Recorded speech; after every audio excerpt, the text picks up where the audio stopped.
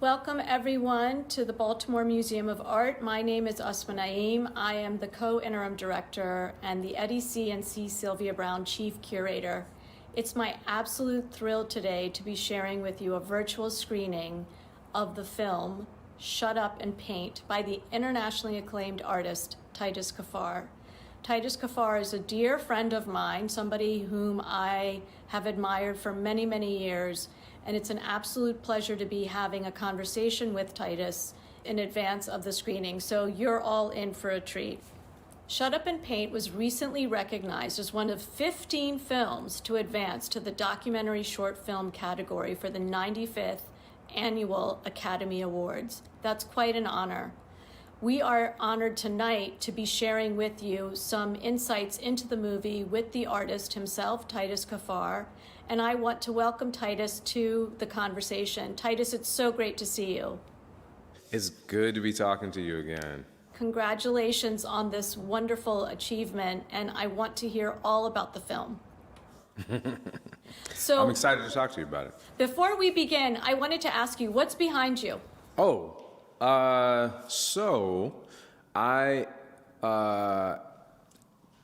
As I think is pretty clear at this point, film is a very serious part of my practice. And I wrote a script, and my debut feature film is in pre-production right now. And it's a film about an artist wherein I am making all of the paintings for the film. So it is pretty autobiographical, and the paintings behind me are the paintings that appear in the film. So it's kind of a sneak peek, I guess. We're getting a sneak peek. That sounds wonderful. I wanted to go to the documentary short itself, Shut Up and Paint. Why is it called Shut Up and Paint, before we begin? That is an expression that came most recently from I'm being generous here, a journalist who was having a conversation with LeBron and talking about him and other players who were unwilling to just shut up and dribble. We often, that is black folks, people of color, often find ourselves in a situation where people don't mind if we're there as long as we are there on their terms and we speak only what they want us to speak. And so obviously LeBron resisted that as an idea, and I as well resist that as an idea. And the through line of the film is a conversation, an actual conversation that I'm having with a art dealer who essentially is saying that to me. He's saying, you know, your work is, you're too visible as an activist. If you would only talk about the paint and not what the paintings are about, it'd be easier for me to sell your work. So that's kind of the through line of the film.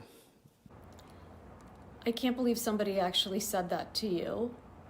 Oh, it's not the first time. It's just the first time I happened to be recording. Was that the first time that you had the idea to make the movie after hearing that? No, not at all. I mean, I did not want to make this film. Two producers came to me. They work with Axios, Matt and Perry. They're really, really wonderful producers, executive producers on this project.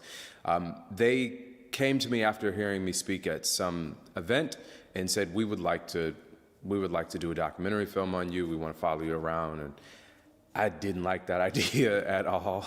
As you know, Asma, I'm a pretty private person. Don't do a lot of social media. Don't do any social media, really. And so they just kept pushing it and asking me, and somehow they convinced me to let them come to New Haven. And when they got here, I had devised this strategy to get them to sort of ease back. My strategy was I was going to tell them that if they wanted to do a documentary about me, I had to direct it and I had to be a producer on it as well. I said that and they said, that's fantastic. That's a great idea. That's exactly what we wanted. So my strategy didn't work at all. And I started having to try to figure out what the story was. And so they teamed me up with my co-director, Alex Malice, who is really a phenomenal person and a magnificent director. And we were able to collaborate on this in a way that I think would have been virtually impossible for me to be both in front of the camera and behind the camera at the same time. Fortunately, our visions align really well. So, and the crazy ideas that I was interested in pushing with this film, he was just as excited about as well. So wait, I'm trying to wrap my head around this. This is kind of the first time you're behind the camera, so to speak, and is that fair to say? It's not the first time I'm behind the camera. So I did a short film with Serena Williams, which I'd love to send you a link to. It's actually was distributed through The New Yorker not too long ago. And I saw that. Oh yeah, You did send it to me. Yes, that was phenomenal. So I directed that piece. I've directed a bunch of little shorts, but they're almost never about me. Even when I'm in them, they're never really about me. And in many ways, this short film, I would say, features me, but it's not about me as much as it's about this system. The art system that we are functioning inside of right now, that we struggle with a little bit. Yeah. So let's dig in a little deeper. When you say it's about the art system, can you talk just generally what the viewer's going to be seeing and what specifically you're trying to say about the art system? I feel really lucky to have accomplished the things that I've accomplished, to get where I've gotten in my career. But I didn't sit down and sort of devise a plan and say, I'm going to do that. That's not what was happening. I wanted to be a painter. I knew I wanted to make important paintings, and I wanted to be the best painter I could possibly be. And so, that means locking yourself in your studio and doing what you do. I've been really fortunate in the work connecting at these very strategic moments, me looking internally and somehow in this kind of synchronistic way, the thing that I'm thinking about internally connects with what's happening in the world. Again, has never been a plan. There's been a couple of times in my career where that's happened. The Time magazine piece is one example of that. So I say that to say, I didn't intend to be here. I was expecting just to be painting, but I am here, and I'm excited to be here. Let's be clear about that. But I also recognize there are some big challenges to this space. You get to a certain place in your career, and at the beginning of your career, the people who bought your work were the people who fundamentally believed in the ideas behind the work. At a certain point in your career, there's a group of people, there's not all, of course, but there's a group of people who buy the work because it's a good investment. And as a person who puts so much of myself personally into the work, I make myself incredibly vulnerable in the process of making my work. It feels unreconcilable to be able to deal with that as a collector, a buyer for these things that have been in my heart and soul for so long. So that's one of the things. Now, again, I want to be clear. This is not, oh, boo-hoo, people want to buy your paintings. I'm not saying that. I feel really lucky to be in the position that I am, that is for sure. But I think we are in a moment where the art world is looking at Black and brown artists, specifically Black artists, in a way that they've never done before. I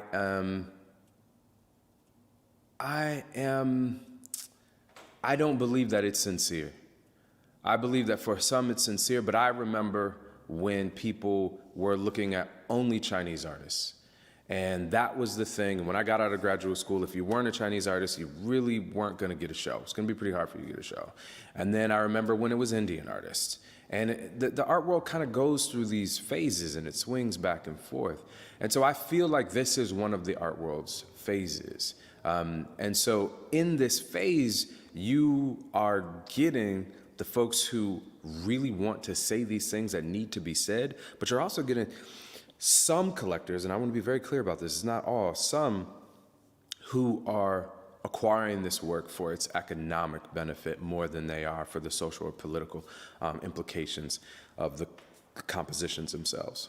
So I feel like, though, there's a flip side as well in what you're talking about, Titus, because you're talking about the people who want to buy your paintings.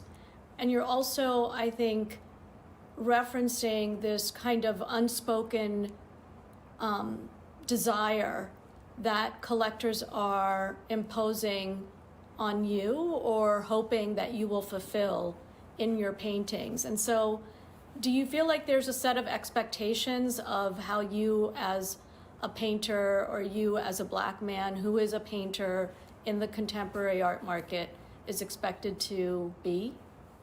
I mean, I'm sure there is. I mean, I think, yeah, I'm sure there is. I try really hard not to let those kinds of things dictate what I make. I think this film and film as a venture for me in general is about the understanding that as much as I love the institution of the museum, and you know this from the inside, it's often really difficult to diversify the population of people coming through those doors. I went back to Michigan, where I'm from, for Thanksgiving, and I was talking to family and friends about things that are going on. I'm usually pretty quiet about my stuff. I was really excited because I got a painting in the Metropolitan Museum, and for me that was kind of a goal. And I was telling one of my family members about it, and he was like, "What's the Met?" And in my mind, I was thinking, of course, exactly. There's no reason for you to know what the Met is.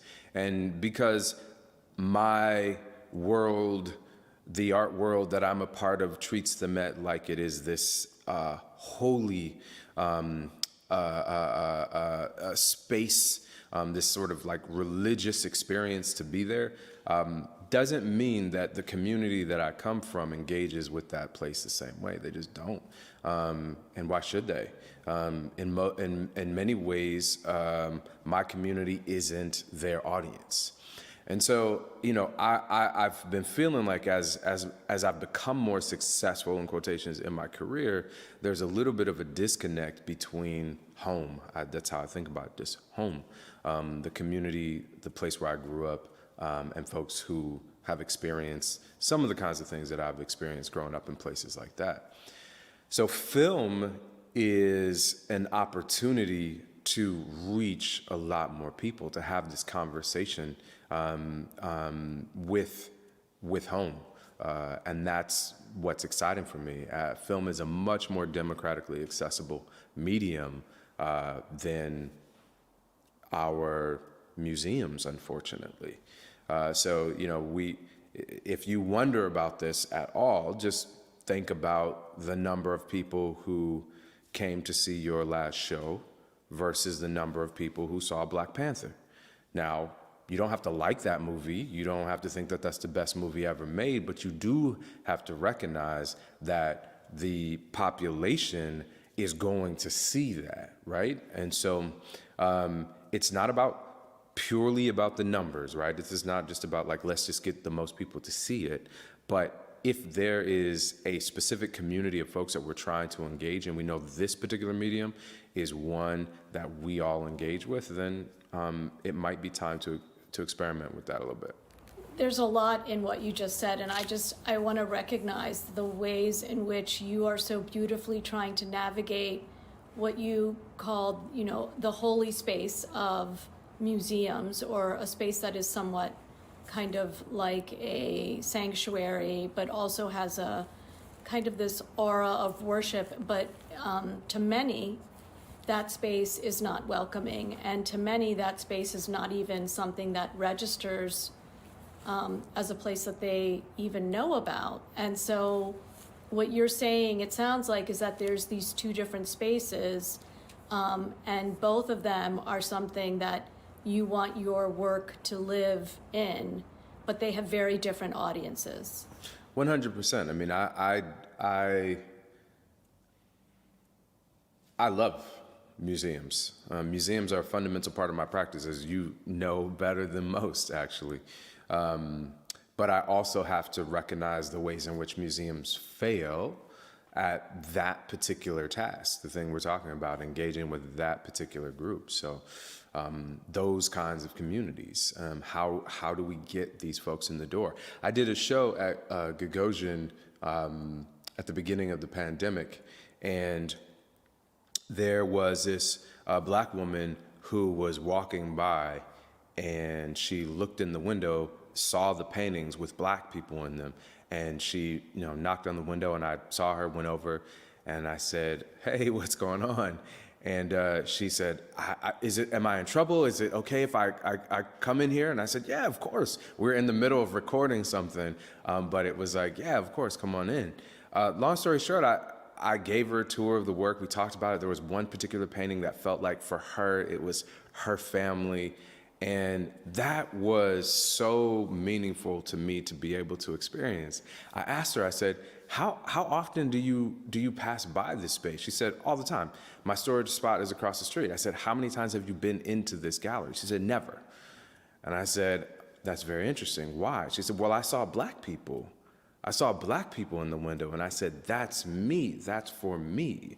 And so I think in a very, very simple way, there are practices that the institutions that we work with, there are practices that tell our community that this is not for them.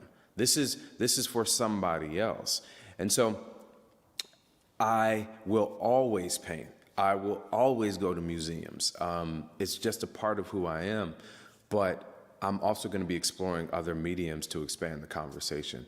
Yeah, and I will say that when I curated your work in the National Portrait Gallery's exhibition Unseen in 2018, and we had that opening, I think that was just such a powerful event. There was the talk that you and Ken Gonzalez-Day, whose work was also featured in the exhibition, gave. The auditorium was filled. The diversity of the audience was manifest.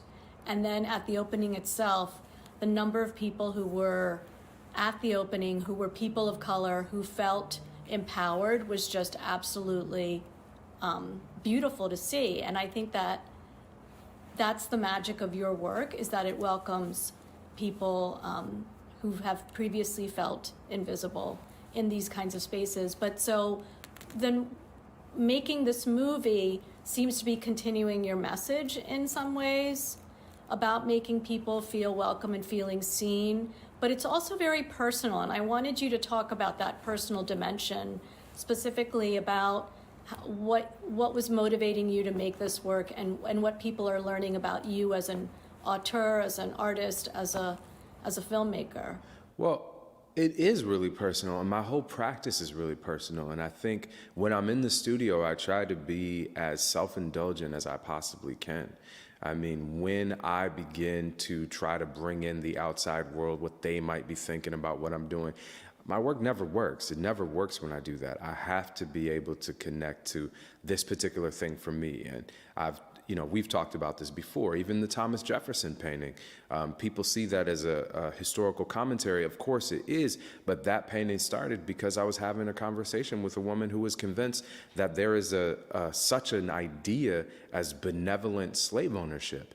And so the painting was a result of an experience that I had. So it's all very personal.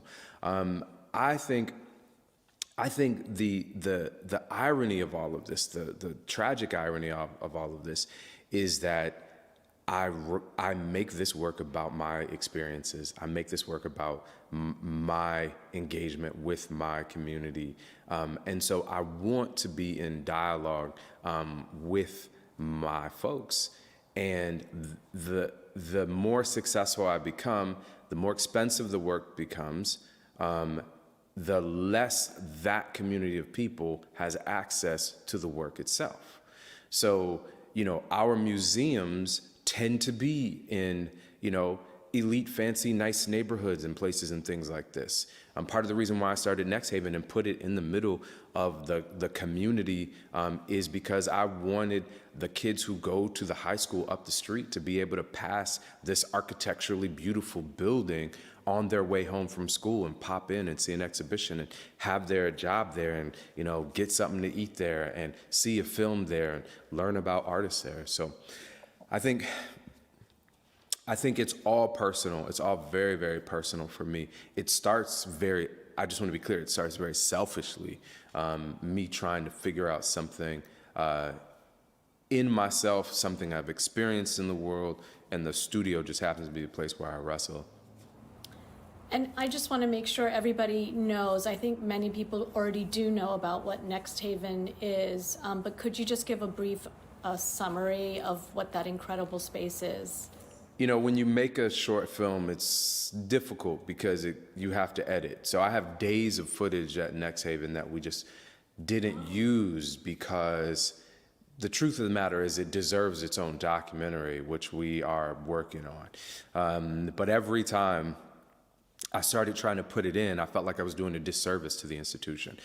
Next Haven is a 45,000 square foot arts incubator in the heart of the Dixwell neighborhood in New Haven, Connecticut. It's a historically black neighborhood. It's under invested in, but it historically was the jazz center of the city. For years, people would tour from Boston to New Haven to New York. We've had people from Miles Davis, Billie Holiday play in our neighborhood. This was a jazz neighborhood. It was an artistic neighborhood. But fast forward to the present, all of that is gone. We worked on a building with the amazing architect Deborah Burke, who designed this lovely building for us. And it's, as I said, in the middle of this neighborhood. Each year we select 7 artists to participate in the program and 2 curators. We give them $35,000, a studio space, professional development training, housing, and every single curator who works with us has a high school apprentice that they mentor. And those high school apprentices actually get paid better than minimum wage to work with these artists as well. So it's all connected for me. There's no real separation of my practice in that way. The sort of social practice stuff, the paintings, the film, all of it comes together. I think for some folks it's really hard to see how all of that relates, but in my head, even more so in my heart, it feels like the right thing. Oh, I think so many people can see that this is a worldview that you're creating, Titus, that is filled with your heart. It's a worldview that you said encompasses your social practice, encompasses your painting, encompasses your filmmaking, but ultimately it's about empowering those in your community and those from your background, those who are your brothers and sisters who can see art as a way forward and a way to make sense of the world. And I have to tell you, watching the movie, the world actually got a little more complicated as I was watching it, which I think was probably one of your goals, maybe. I don't know. But for me, I felt so disappointed to see the ways in which the art world is continuing to treat Black artists and the ways in which the pressures of the contemporary art market are not necessarily bringing out the best in terms of social justice, despite what we think. So can you talk a little bit more about that? Yeah, I mean, I think what I want to be clear about is that all of this is nuanced. This is not all bad news. It's not all unicorns and rainbows either, but it's not all bad news. I think anytime we look to capitalism to solve our social ills, I mean, is it surprising that that's not going to work out exactly? I don't think it's really that surprising at all. I do think it's complicated. I think there are really great galleries. I think there are really great directors and curators and folks in the art world who are pushing for the kind of change that we want to see happen, that you want to see happen, that actually expands the pot so that more people can participate in it, as opposed to it being more elitist, more separatist. That's not what any of us who started on the outside and finally somehow got to the inside want. That's not not the conversations we're having as Black artists. That's not what's happening. I want to be specific about that. This film really does look at a moment in my career and an engagement with an individual, I will say, who is representative of an idea in the art world, but he is not representative of the whole. For me, the film is an opportunity, almost a didactic opportunity, to share this experience with the young artists who are entering into this space as a sort of cautionary tale. Not a cautionary tale to say stay away, but something that informs you so that you can be empowered. My situation with this particular dealer, whose name I will not say, and I won't say where he's from, he is currently suing me. Not because of this film. He's suing me because he wants a judge to say that he has the right to my paintings. I gave him an exhibition of work. He showed the work in Europe. After showing the work in Europe, he said there were 2 paintings that he couldn't sell. I said, send those paintings back to me. I'm fine. I appreciate everything you guys done. They said, no, we believe that we deserve these paintings. And I was like, I don't understand what you mean by that. They said, well, we deserve these paintings for how much we've built your career. And Asma, you know how long I've been doing this. So I was obviously offended by that, even as an idea. But they're there and I'm here, so I'm trying to reconcile a little bit. So I was like, why don't you keep one and send me the other one back? And they said no. And within days, I was having someone knock on my door at the studio serving me papers. Spoiler alert, I lost that case. And so for me, again, being able to have this conversation with artists, I want to be crystal clear about this, and this is the challenge, he didn't do anything illegal. He didn't do anything illegal. It was my mistake that brought me into this situation. I trusted in ways I shouldn't have trusted. I know better than to send a consignment agreement in the way that I sent that consignment agreement. And so it is an opportunity to be very vulnerable and open and honest with the artists, the young people who are coming to this exhibition. And I'm not the only artist who's been through this, with them or with other galleries as well. I've seen it and talked about it with a bunch of other artists. It's not uncommon. So again, this is specific. This is a very specific film. It's not every single part of the art world. Obviously not, because you're amazing. Yeah, thank you, Titus. I don't think it's surprising when you say that, when you tell us about the series of events that led to this film and the ways in which this particular individual in the art world was thinking of their own interests ahead of your interests. I think we all understand the ways in which artists are so brave and beautiful in making and trying to make a career out of sharing their world with us. But then the ways in which the art market tries to kill that vulnerability or tries to exploit that vulnerability is something that we're all familiar with. I think what was really eye-opening for me while watching the film is the ways in which these, and maybe I'm just naive, the ways in which these racist, I guess is maybe too strong a word, but maybe it's the right maybe word. racist ideas or expectations of you as a Black artist need to perform for me in this specific way. Did you feel that there was this kind of expectation that you were not supposed to be talking about social justice, that your paintings were supposed to be just sellable? You know, it's interesting because there are two sides to this right now. There are the people who say what this man said in the film, and then there are other folks who maybe are not looking at the aesthetics of the work as much as they are saying it just has to say the right thing. It has to represent the right thing. It has to check the right box. The painting has to be woke enough, you know.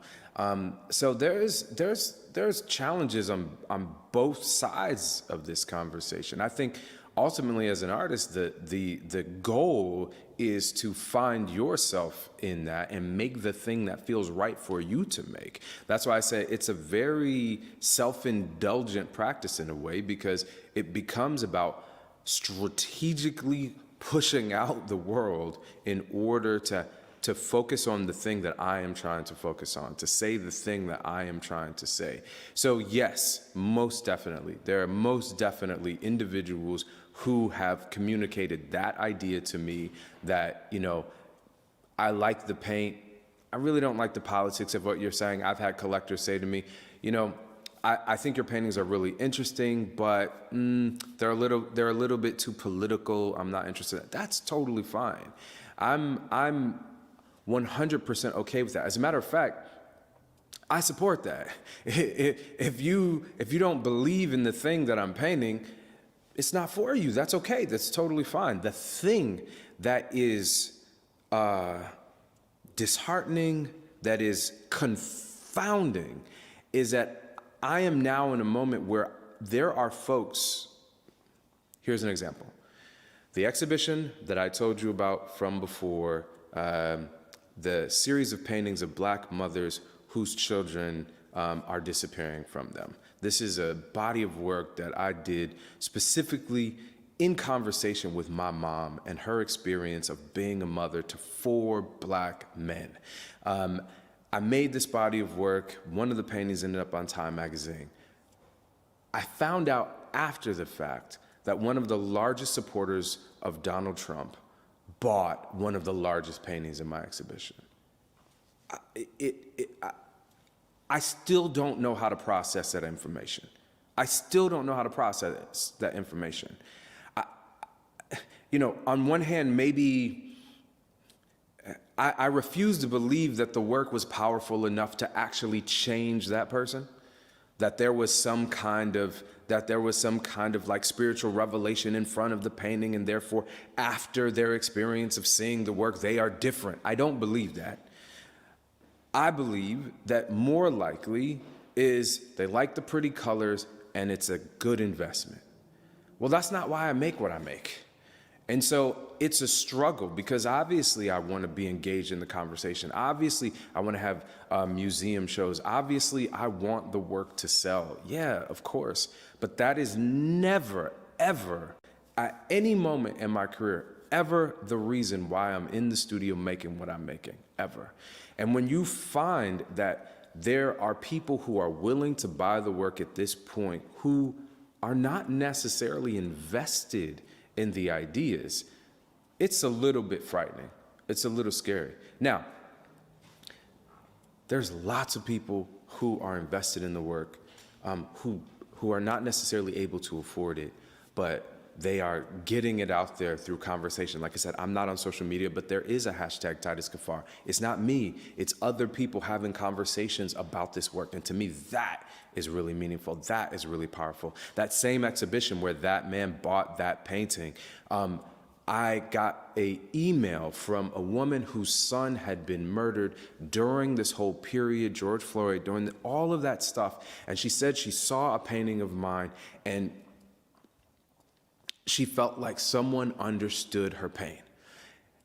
That is way more important to me than all of this other stuff. Those are the kinds of conversations that I keep with me. Those are the kinds of conversations that make me feel like I am not putting myself on display for folks who don't understand where I come from, but I am in a long dialogue, a conversation with people who have experienced many of the things that I have experienced. Titus, that was so beautiful, and I have to say that that does come across in Shut Up and Paint, the kind of valence, the different registers of who you are, what you're trying to accomplish as an artist, and the kinds of people you're trying to reach out to. And I have to say, this series about mothers and children, it's so moving, poignant, just like the short film that you shared with me that was on the New Yorker website. I'm thinking of you as a father right now as well, and thinking about the ways in which I know that you are devoted to your children, and I'm thinking about this film in kind of the ways in which they'll remember you or they'll see you, and how would you like them to view this work? And I'm perhaps giving too personal an angle, but I'm just curious if you've thought about how your sons will view you after seeing this work. It's what I think about most. I mean, in many ways, my two sons, my family, my wife, they sort of recalibrate my moral compass. Whenever I'm in a situation where I'm like, it's a challenge to know what I want to do, I literally ask myself, what do I want my sons to say their father did? And that guides my actions a lot. Because sometimes the easy thing or the most economically beneficial thing is not the right thing. And so my family becomes the way in which I assess those situations and come to conclusions about my actions ultimately. I mean, part of the reason why I'm not as engaged socially and social media, all that stuff, is because I am deeply engaged as a husband, as a father, and the privacy of our life, and making sure I'm able to invest in my children in ways that, you know, I missed on some levels. So you've met my kids, and you know how important they are to me, and I don't think there's anything more important than my role as a father and as a husband. I say this all the time. If the only thing my children could say about me is that I was a good painter, I've completely failed.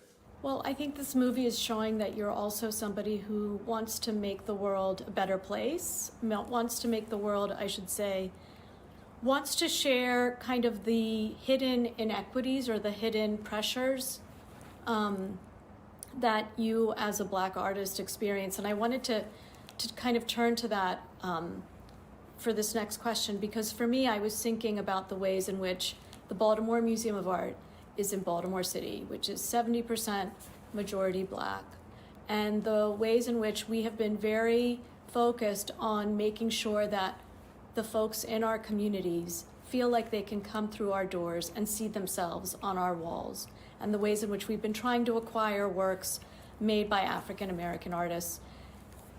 That has gotten, I think, a lot of buy-in from so many different kinds of stakeholders, right?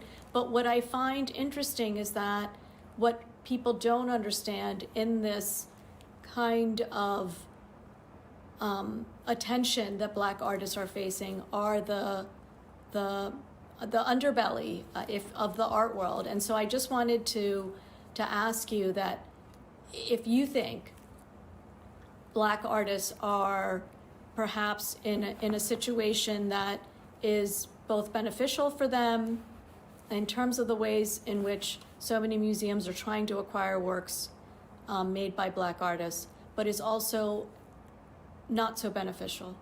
I think it's complicated. I mean, first of all. Anytime one is asked to answer on behalf of the entire community, you're gonna get it wrong, right? It's not a monolith. It's a lot of different people within that, underneath that umbrella that we say as, Black or African American or so on and so forth. And so, I'll speak specifically from my experience of it, and that is that it is complicated. It is very, very complex. There are definitely some very good things about this moment, but it can be better. It can be better. Like some of the things that you all are doing, I think, we've had a little bit of conversation about this. I'm really excited about the decision to push hard into this, and I'm also watching the backlash as a result, right?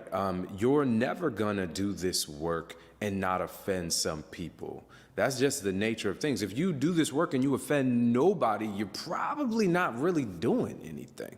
So I recognize that to go the direction that you are going as an institution, that I am going as a person, as an artist, is gonna mean that there are some folks who are not gonna like what you say or do. That said, I also want to be crystal clear about something. I'm not trying to frame myself as sort of altruistic, totally I'm just, I don't even know what the right word is. I feel compelled to do these things. That's it. I just feel compelled to do these things. And I feel connected to my community. I feel connected to the place where I come from. I feel connected to Black people in general. And I find that when I'm honest about my experience with people of color in general, Black folks specifically, and then the world at large, when I'm honest about my experience, there's more connection that happens, and there's something that's special about that sort of, magical experience that we can imbue these materials, the painting, the sculpture, whatever, with something of ourselves, and it's transmutable to other people. I think that's some kind of magic that I'm perpetually fascinated by, and what motivates a lot of what I do. But I just think there's a way in which these kinds of conversations can kind of frame people as I don't even want to get into it, but frame me in a way that I'm not interested in being framed. Yeah. Well, I wanted to say that it seems clear that you're not, I just wanted, for the record, you're not giving up on painting. By making this film, you're going to keep painting. No. No, let me state for the record that I will be painting to the day I die. Even if I'm in the hospital, I expect somebody to put a brush in my hand. I process information through this, in this space. I can't imagine what it would feel like to not be painting. That's never gonna happen. Even as I'm engaging in film, I'm engaging in film through the eyes of a painter. And I think that is bringing something unique and specific to my perspective. So don't you worry. I'll save a painting for the museum. You know how to find me. I love that. And I know that this seems like a natural endpoint, but I do want to say this brings to mind something else that will take us just another few minutes to resolve. And that is the kind of the different realities that you staged, even though none of this is reality, but it is reality, meaning that there seems to be layers between your personal life, what you paint, and then what you staged for this film that I found beautifully ambiguous. I like that. And yeah, I mean, I think... No, please, go ahead. What were you going to say? I was going to say, I think that is how the film was really constructed. Was I knew that real events were going to happen, and I said, okay, bring the cameras. Dwayne and I, the poet in the film, my collaborator so frequently, when I write stuff, he's one of the first people I share the work with. When I'm looking for a good critique, no holds barred, it's gonna be Dwayne. And so I was working on this short narrative feature, and he came in to help me edit the script. And so we brought the cameras to go through that process. That was just it. When I was in New York working on a series of prints, he and I were both working on a series of prints, we brought the cameras, and that's what you see. But because of the fact that I'm also directing it, I'm able to have the conversation that I want to have with my friend in this film. I say I put up this hurdle in order to get them to not have me make this film. But it was more than just about an arbitrary hurdle. There are story after story about Black people told by white people. That's the majority of our stories. The majority of our stories don't get to be told by us. And so for me, I wanted to make sure that I was directing, literally, figuratively directing this conversation. And so it is real. There's only thing scripted is, well, I don't want to give that away, but it is real. It's a very real experience of my life. But my family is not on display. I don't do that. My private life is private like that. I don't want my kids to have to be worrying about all of that kind of stuff. So they're not following the family and, all of that around. So I so respect that. I respect the privacy that you are creating for your family, and I think many of us understand the ways in which social media quickly we fall into an area where the difference between public and private is so unclear. So Titus, one last question for you. I could keep talking for hours. I just want to say I could keep talking for I got time. hours with you. You are just absolutely so real as a human, and as a father, and as a friend, and philosophical at the same time. So I just want maybe for you to share, if there's one thing that folks can take away after watching this beautiful short, Shut Up and Paint. What do you want folks to walk away and say, this is amazing. This movie taught me this? I think as a culture, we are often willing to praise and celebrate the work of creators while watching them die. We have so many examples of great artists whose lives have been cut short in so many different ways, often drugs, alcohol, these kinds of things. But we prioritize the stuff that they make. We're so excited about the stuff that they make, and we often do not prioritize them as people. Not just as human beings, not simply for the thing that they make. And I think in a very strange way, that's what the expression "shut up and paint" points to, right? I value what you do. I don't value what you have to say. I'm not interested in that. That's too much about you, right? This object benefits me economically and in terms of status in the world as well. If you can take something away from the film, I hope it's that we value the whole person, the entire artist, not just the products that they make. Well, I think anybody who watches the movie will see you as a whole person and begin to appreciate the ways in which you're trying to help other artists be seen. That's really the beauty of what you do, Titus. You make so many of us feel seen. And so I want to thank you for your time. I want to thank you for your presence in the world. I have been changed ever since I met you. And you are somebody who continues to be a model for me as I think about bringing everybody under the tent.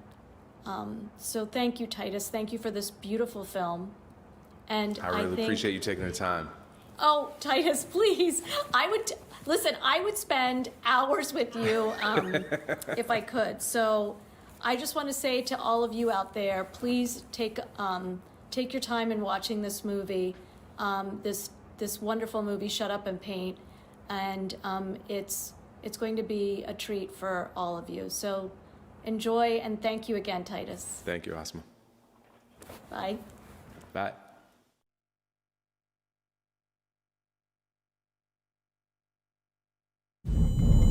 Breathe. Take a fucking breathe.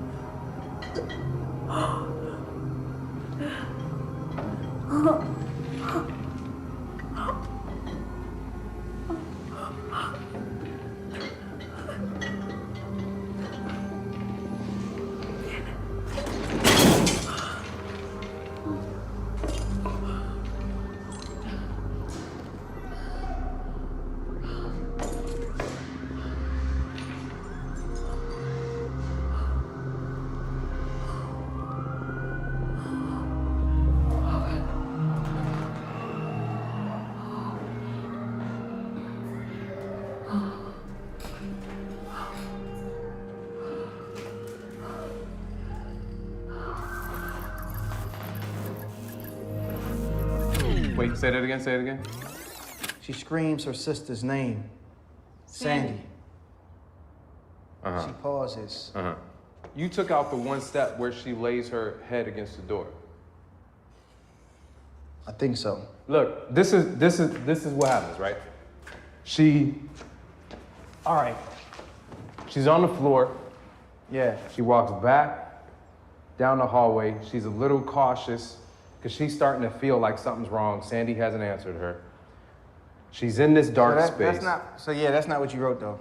That's not? No. And I think like it's a short scene. And so you want to dramatize it and decide what's important.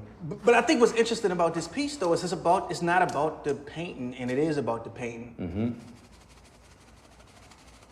You know, I got family members that haven't been to one of my exhibitions. I mean, painting and film are just different. Yeah, no, I agree. No return fridge. Refrigerator. Nobody says condiment, man. Unless you're talking about the condiment drawer, and that's some straight black shit. We gotta work on it a little bit more, but it's good. Yeah. Look, I wanted to just jump. I just want to jump in, just so we're on the same page. We saw that there were no museums lining up to buy work. I don't say we won't get there, but you know, today because you are now so visible as an activist, if you could focus every interview given to your painting, to the work, and not to the message, I think that would help those curators. I mean, if I buy a Titus Kaphar, it's because I love the painting rather than the message. That's a call with an actual art gallerist. Welcome to the art world. A call familiar, repulsive, the shrill sound of misunderstanding again. The false dichotomy between content and form. The distance between maker and market. A painter and a poet sanctified by process. And a journey through messages and ideas intended to trouble.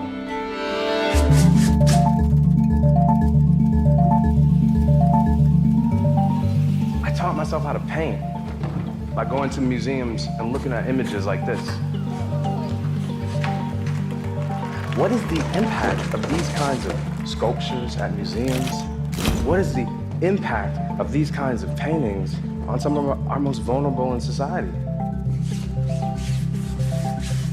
Do you worry that visible moves like these might provoke those who complain that so-called woke culture has gone too far, those who say that political correctness shouldn't be dictating what we see and what we consume? You just got a MacArthur Genius Grant, and also a lot of collectors want to own your work. You almost seem disappointed by all of this. This I could see over there, right there. Yeah. Painting, rest, and then this wall is just like this overload of intensity.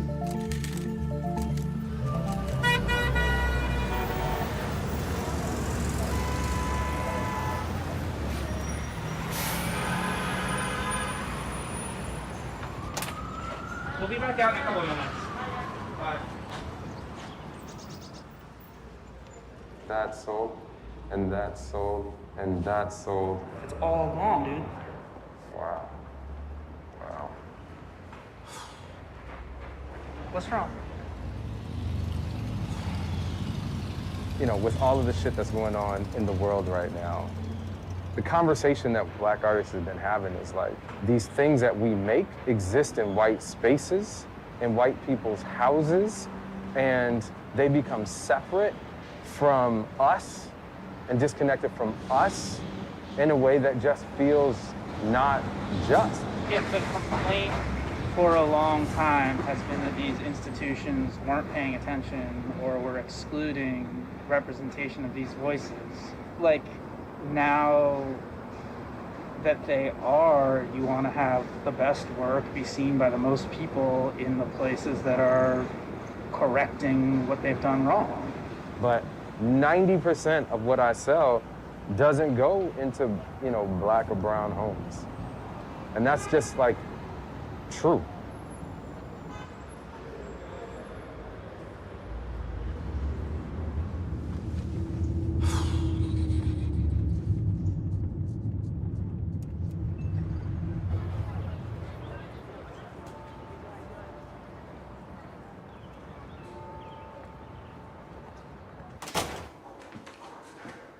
I'm just preparing this, this course on mass incarceration in the United States and the Soviet Union. So what body of my work are you guys gonna use? We're thinking of, I mean, your work, you are explicitly theorizing mass incarceration.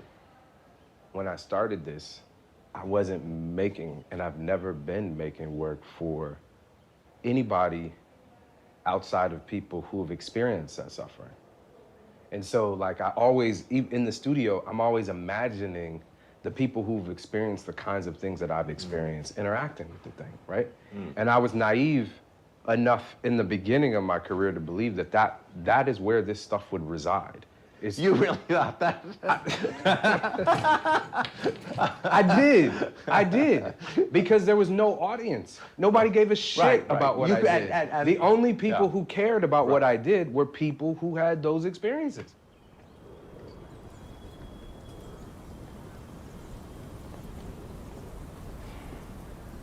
I mean, you told me, I went into this wanting to communicate with people who went through similar experiences as me. And some of that is happening, but to a very large degree, it's almost funny because your art is non-fungible tokens for billionaires. So if that's really why you started doing it in the first place, then you are at a crisis and you need to rethink.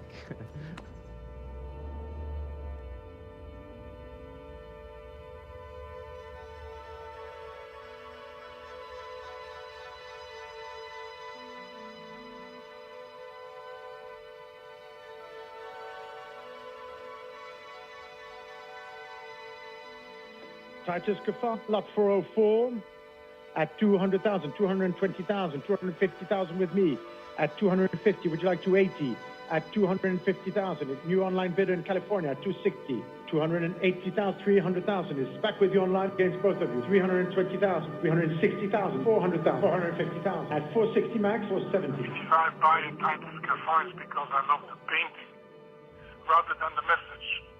So,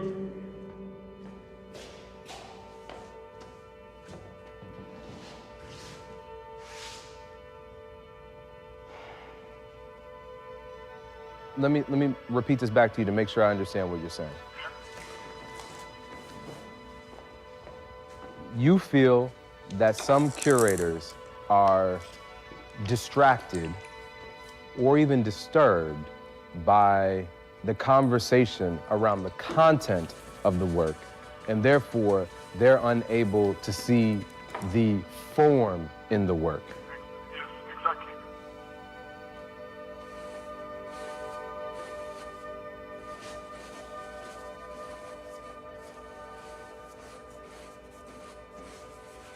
You gotta remember America's story is to behold the message.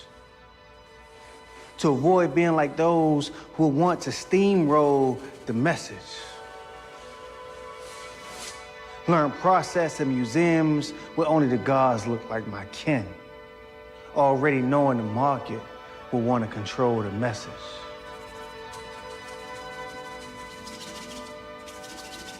Materials, tar, and regret, what others will forget, knife against canvas, ready to charcoal the message.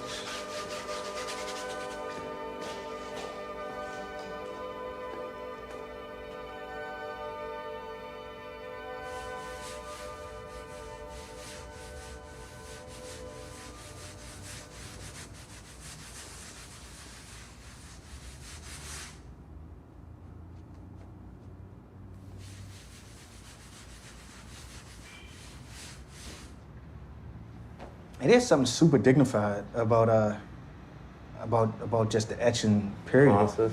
And even about how it looks now. Mm-hmm.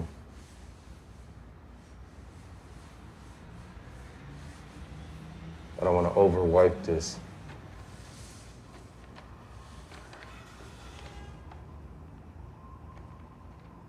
You know, this makes me just think of, because it's a male and female, it makes me think of like the mothers of these men, or the sisters. Oh, we should definitely do that though.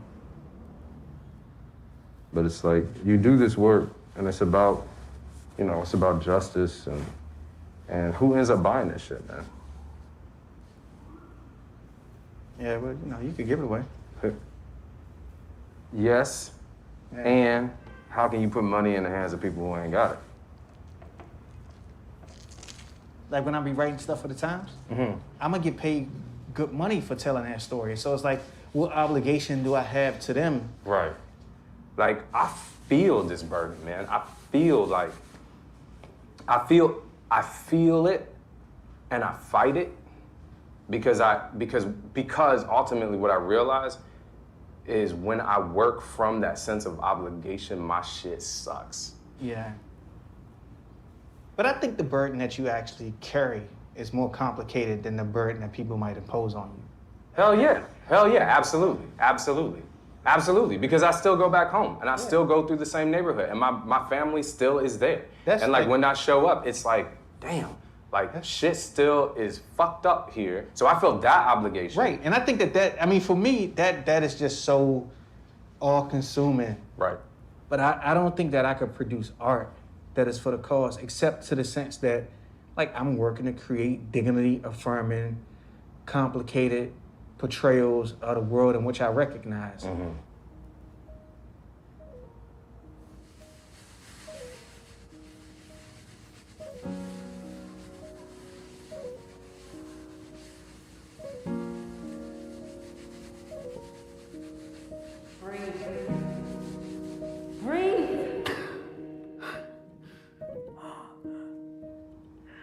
Who is that?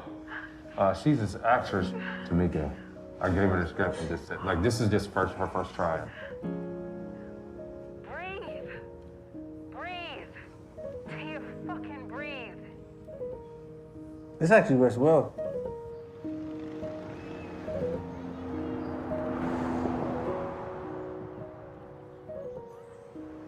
main character that drives this story. She is a mother.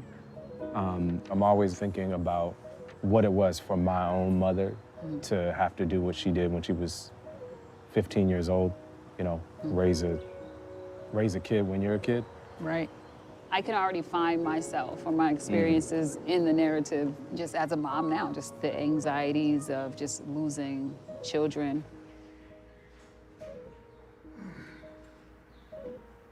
Okay, remember, this is a set. Good? Mm-hmm. Let's walk it. Why is my heart racing? All right, so then she walks down this way. And then she comes to this door here. You're an artist. Why are you making films? So the more successful I become, the less access my folks have to my work. But as a film, It can go wherever. anywhere.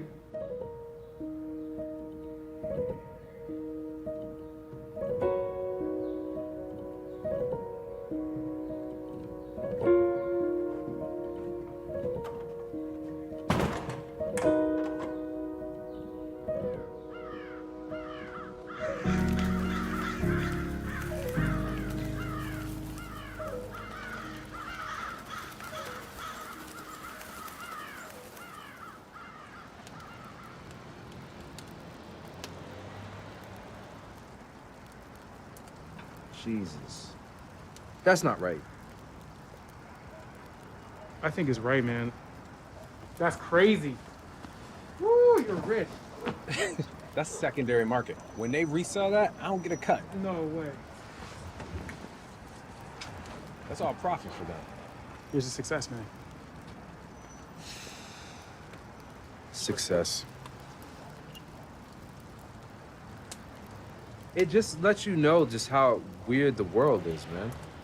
It's like people work their whole lives and don't make that money, man. My mother hasn't seen $1 million in her whole life. Her entire, how much money she's made her whole life, she's never come close to that. The folks we grew up, they don't make that. Is what I do worth that?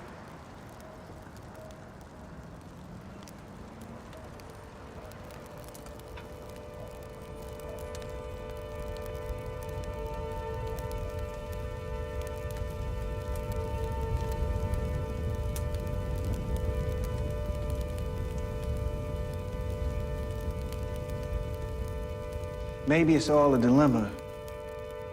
That tension between the world and me. That struggle to show them a soul, the process. You painted Shahid's portrait, then dipped it in black tar. Right there. I like that. A poet and a painter who refuse to let them black hole the process.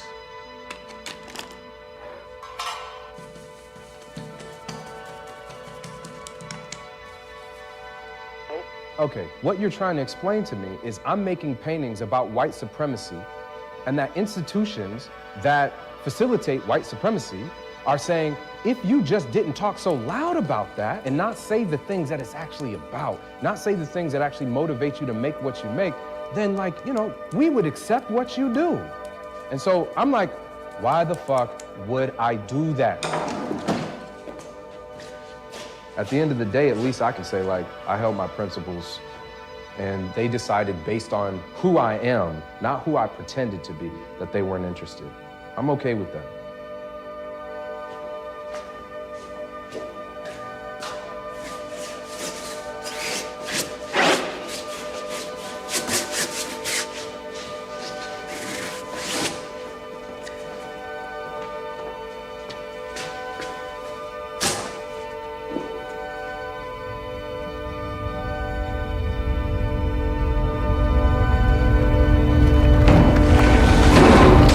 Action.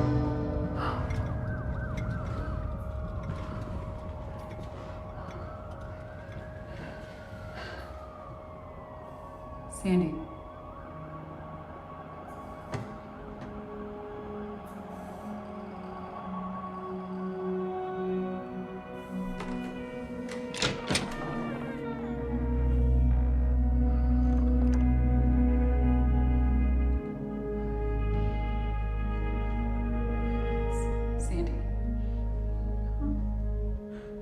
Sandy.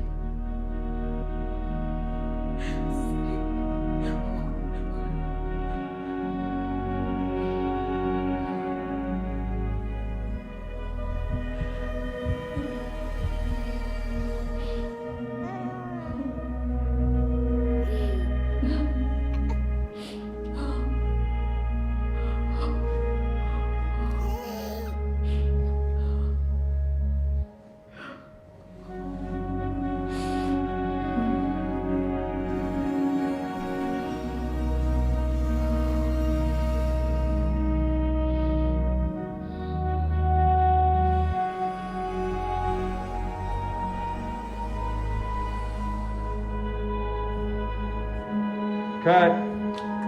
Thank you, everybody. We're gonna do it. We're gonna do it again.